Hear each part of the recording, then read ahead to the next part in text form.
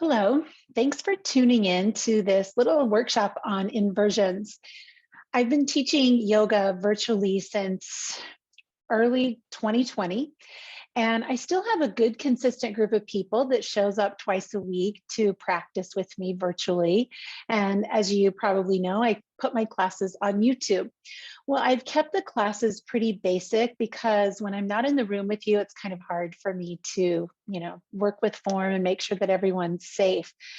But a lot of my students have been asking for more advancement, more progress, just like they would if we were in a studio. So one of the things that people are really curious about is inversion. So I'm going to do a little workshop right now, and I'm going to take you through some basic inversions, starting from the easiest, most accessible, all the way up to the most challenging. So this is a little taste of what you might get in yoga teacher training, or if we were in a class together where we had the luxury of being able to break down one of these poses. All right, so let's get on the mat.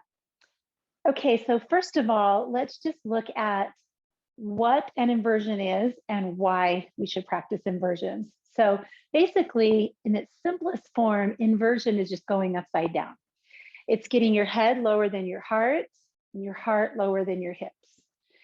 In that going upside down, here's the why. All of the systems in the body get a reset, right? So the number one benefit of inversions is that you get more blood flow to your brain. And more blood flow to your brain means more oxygen to your brain. And of course, that means you can be more clear, more focused. So if you ever need to, write a paper or have an important conversation and you want to have a lot of clarity, simply putting your head down below your heart for a few minutes is really helpful. The other thing that I think is really amazing about inversions is that it gives our heart and our circulatory system a little rest. So think about it with gravity. Here's this heart and it's just beating, beating, beating, and it's pushing blood to the body, but it's also pulling deoxygenated blood back to itself. So the heart is in this constant work mode of push and pull. So if we go upside down, we give the heart a little break, right? The heart can receive because of that reverse of gravity. So it's really great for your respiratory system. It's great for your circulatory system. It's great for your digestive system to just unweight your digestive organs. Here's the thing I love most about inversions, though. They literally allow us to have a new perspective. They allow us to look at our life from a different angle by putting ourselves upside down. So if you look around you, the world today, it's really clear, like our world is upside down. There's so much craziness. And sometimes we can just get kind of closed in on ourselves and we can't think our way through things, can't understand, make sense of things. So going upside down literally helps us look at things from a different angle, just have a different perspective on our lives. I always come out of an inversion practice more just clear-headed with a sense of lightness and clarity. So I hope that gives you enough reasons to practice inversion. All right, inversion number one, super, super easy, a forward fold. So you're just going to stand with your feet hips distance apart. And if you'd like to do these with me and come along, that would be awesome. So bend your knees, hinge from the hips, bring your hands to your thighs. So we want to make sure that the movement is always coming from the hips and that we're not just hanging out in a round back. From there, you could just lower your belly and your ribs onto your thighs, put your hands down and drop your head. If you need the floor to come up a little closer to you, put your hands on a block or a chair. And here we are. So you can just hang out right here. Remember, the hips are higher than the heart, and the heart is higher than the head. So here your brain is just being bathed in fresh oxygenated blood. I think it's a good idea to keep the knees bent because the purpose here is not so much of a hamstring stretch, although you're getting that, but it's being upside down. And then when you're ready to come out of this, bring your hands to your shins, come back to that neutral spine, and then moving from the hips, slowly bring yourself up to standing. Depending on how long you were down there, you might get a little lightheaded. So try that neutral flat back for a couple of breaths before you come up. That should help that. All right, so very, very similar, just a wide straddle forward fold. Same idea, we're gonna hinge from the hips. We're gonna bring our hands down. You can soften your knees. And here, you're probably gonna be better able to keep your hands on the floor. So there's your support. And you can just relax your head and neck and be upside down. Hips above the heart, heart above the head. You just want to slow your breathing and bring that oxygen into the brain. All right, come up to your flat back, heel toe in a little bit, bend the knees. I'm going to use my thighs to bring me back up. And there we are, clear-headed. Okay, so now let's take it down to the floor, and I'm going to grab a block for this. Go ahead and have a seat and lower down onto your back. So we're just going to come into bridge pose, and we're going to use some support. So pressing into the feet, lift your hips and slide a block or a cushion underneath your hips. And you can take it to any of its sides, wherever you feel that you can just be comfortable here. Wiggle it around until you really feel like the flat support of what you're on. Let your arms rest. Close your eyes. And there you go again, the hips higher than the heart higher than the head. And you can just take some deep breaths here. So not many people view bridge pose as an inversion, but it's a very restful pose, supported bridge anyway. It's a restorative pose. And it just invites that reverse.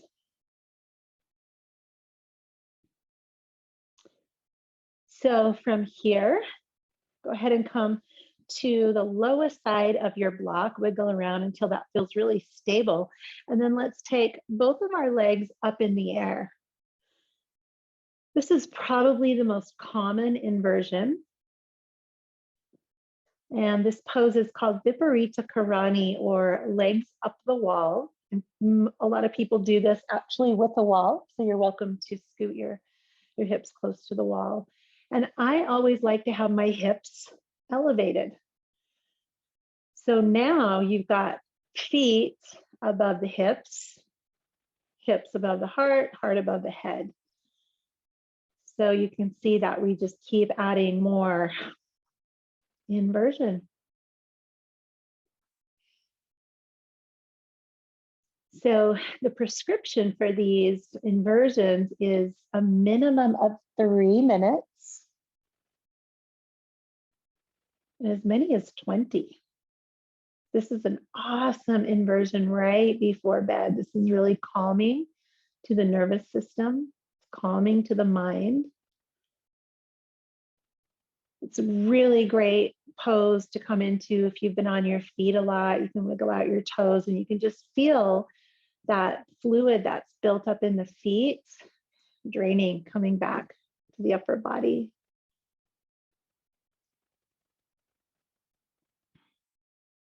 All right, so I am going to take you into a very common inversion called shoulder stand, Salumba Shasana.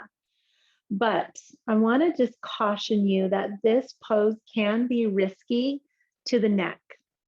So if you have any issues in your neck, vertebra, just any tendency to have tension or soreness in your neck, the pose I'm in right now is going to be a lot better option for you.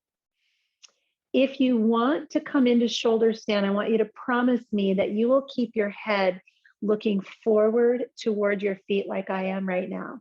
We want to make sure that once we get up on the back of our neck and our shoulders that we're not looking around. And that's especially tricky if you're trying to see what I'm doing on this screen. So make sure that the neck stays straight like this. All right. So why don't you watch me do this first, and then you can try it so you're not tempted to turn your head. So we're going to put our hands into the floor. I'm going to bend my knees a little bit more, kind of bring my legs backwards and push my hips up until I can grab my hands on the back of my butt or low back. This actually is a fine place to stay right here. And remember, you're not going to turn your head. You're looking forward. You could come up a little bit higher and be a little bit more in a pike.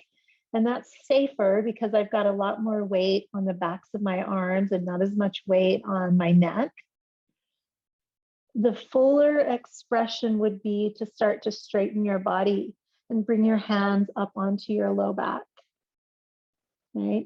So that's, you can tell that's where all of your body weight is starting to lean towards the back of your shoulders and the back of your neck.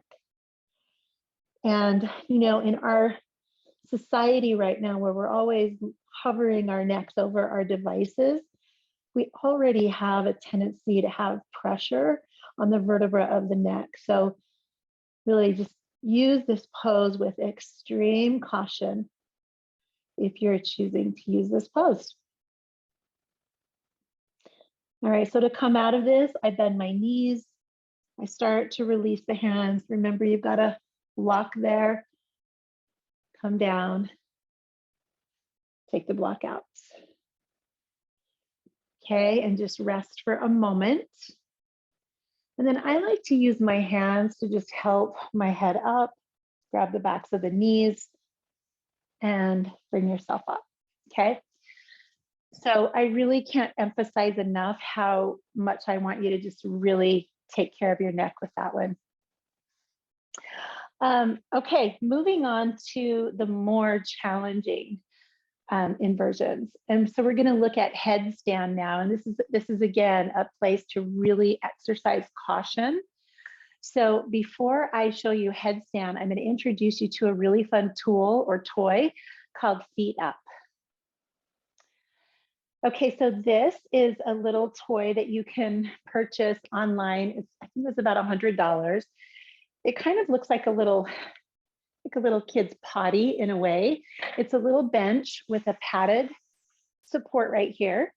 And you put your head down in the hole and your shoulders rest on the cushions. And then it's actually really easy to lift up into headstand. So I'm just going to show you how I get into it. So you're going to put your head down here, scoot in to where you feel those pads just really support the shoulders. I'm going to grab a hold of the handles and lift up. So I could stay right here. This is an awesome place to stay. I'm getting all that blood flow to the brain. This device is holding me, so my arms are nice and loose. I could work at one leg at a time if I'm kind of nervous about leaving the ground, right? But if you are ready, this is a great place to practice headstand. So I'm just held by my shoulders, my neck's nice and loose. I'm holding off my hands. You want to make sure that you've developed some core strength before you try this. You don't want to go flopping backwards, but it's actually pretty easy. I've seen a lot of people who didn't think they could do headstands with feet up.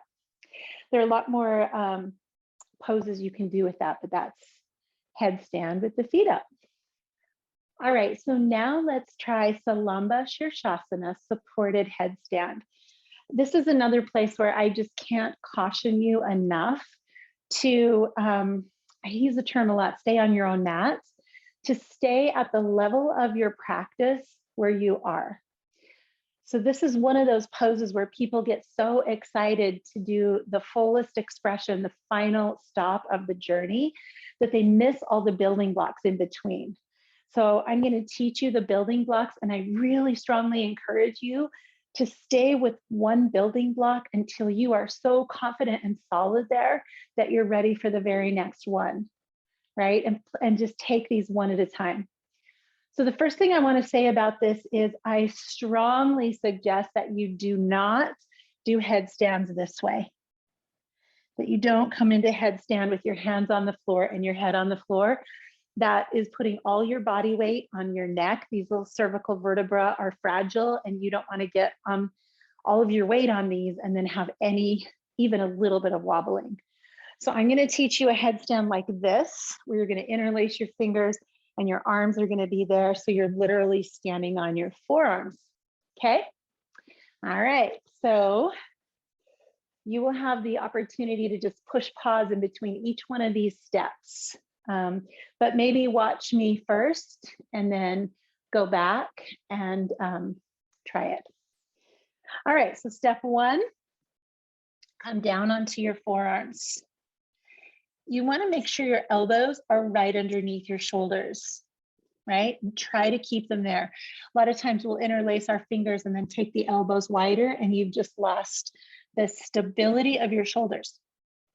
All right, step two, interlace your fingers. And if you can keep your pinkies straight so they're stacked like that instead of crisscrossed, that's going to feel better to your hands.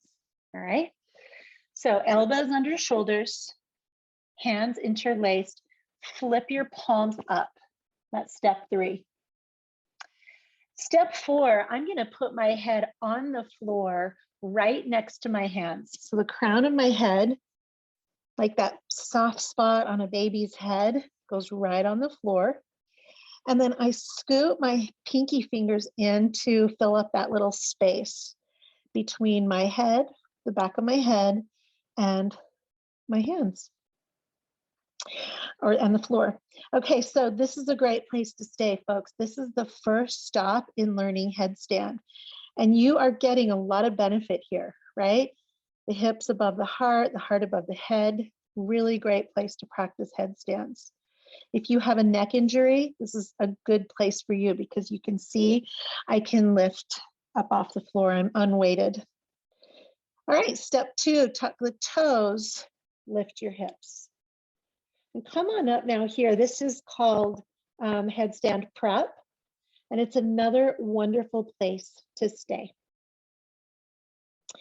From here, you would want to walk your toes closer. So in order to get up into headstand, I want my hips stacked right over my shoulders. And a couple choices here. One choice is to just lift the leg, right? And so you're in 3/4 of a headstand. I like to press down through my elbows and make sure I'm really strong through my arms. And then you can kind of do a split headstand.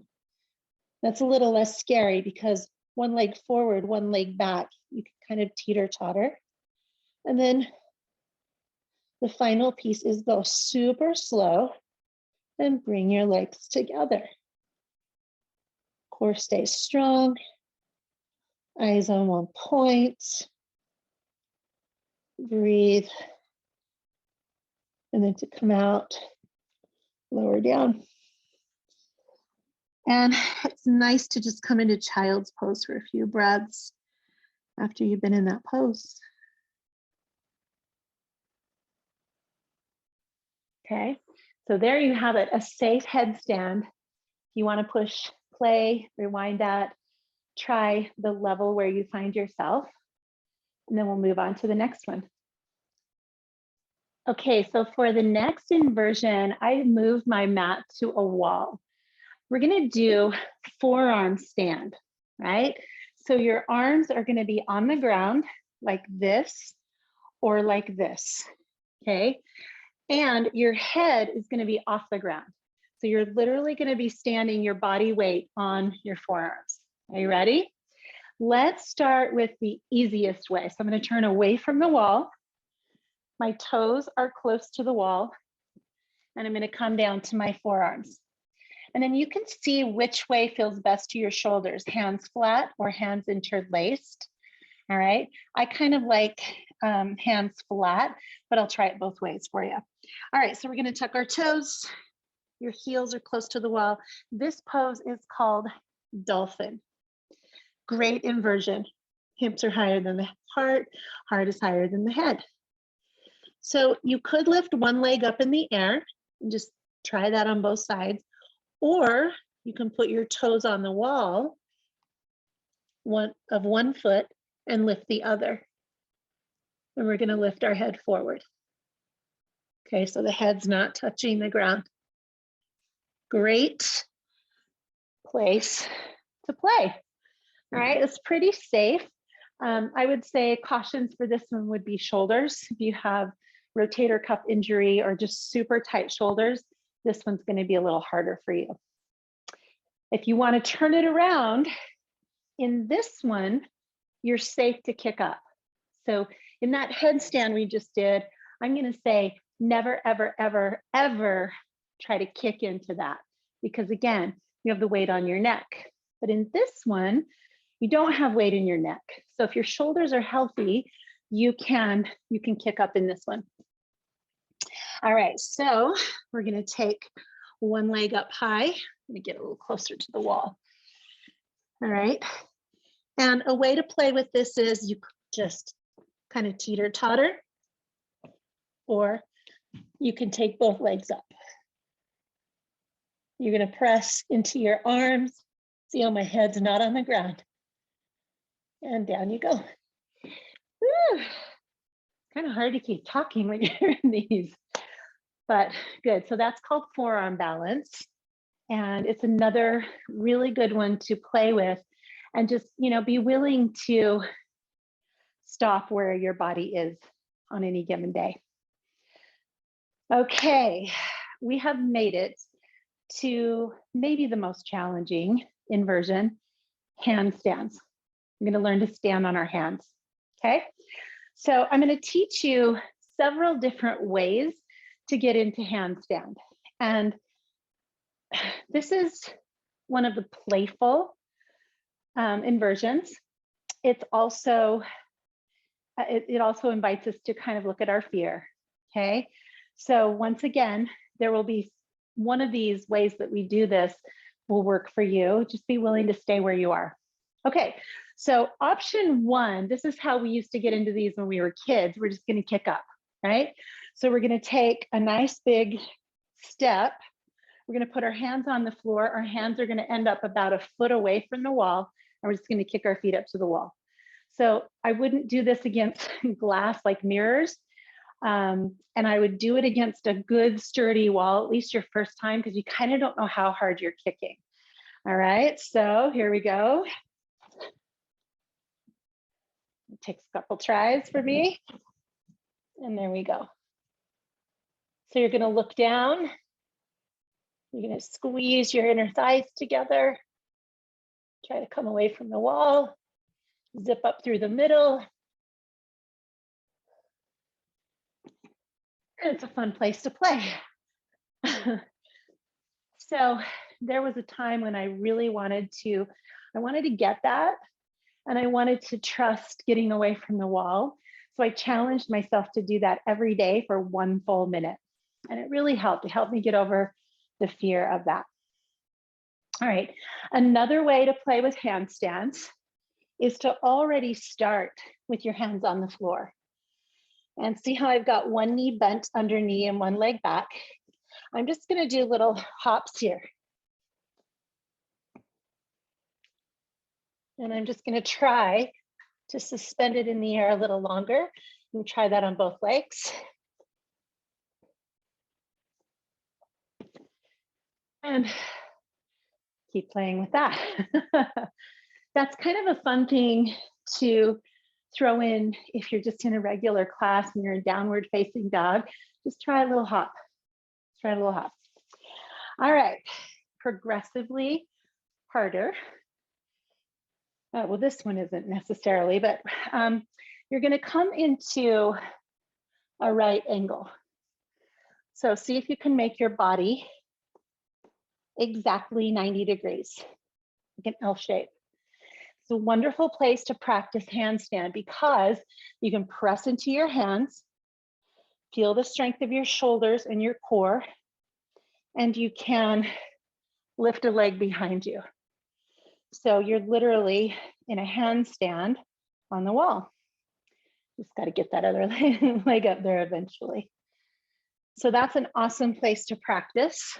So is this, just standing in place and pressing the ceiling away, laying on your back, putting yourself in this straight up and down position.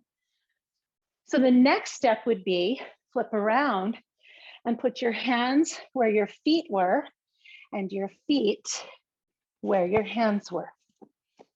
So now you're in your L shape, just backwards, and you could lift a leg there. Okay, so, that's a lot. That's a lot of going upside down. But those are all the ways I can think of right now to help you get your head below your heart below your hips.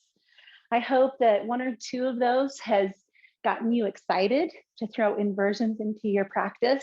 Even if you're not a yogi, even if you're a fitness person, just to put your legs up at the end of a workout feels really, really good. All right. Let me know, shoot me an email or a comment and let me know if any of this is helpful. Have a fabulous upside down kind of day.